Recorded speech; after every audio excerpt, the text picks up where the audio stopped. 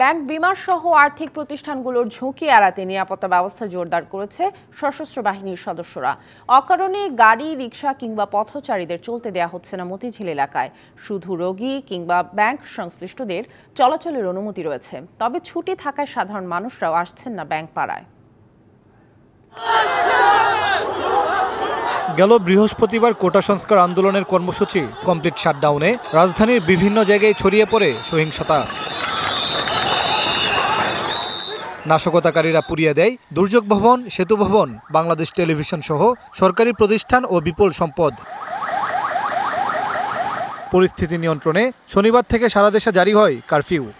রাজধানীর মতিঝিল ব্যাংকপাড়া বা অফিসপাড়া হিসাবে খ্যাত এই এলাকার নিরাপত্তা ব্যবস্থা একদম, যদি আমি বলি, নিরাপত্তার চাদরে কিন্তু ঢেকে দিয়েছে আইনশৃঙ্খলা বাহিনী সহ যারা সশস্ত্র বাহিনীর সদস্য যারা রয়েছেন তারা।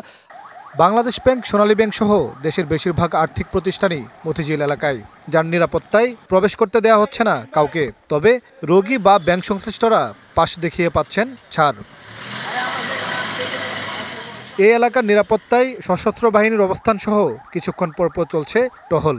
এতে নিরাপদ অনুভব করছেন ব্যাংকের নিরাপত্তা কর্মীরা। এখানে সশস্ত্র বাহিনীর লোক টহল দিতেছে। এখানে আমাদের নিরাপত্তার কোনো ঘাটতি নেই।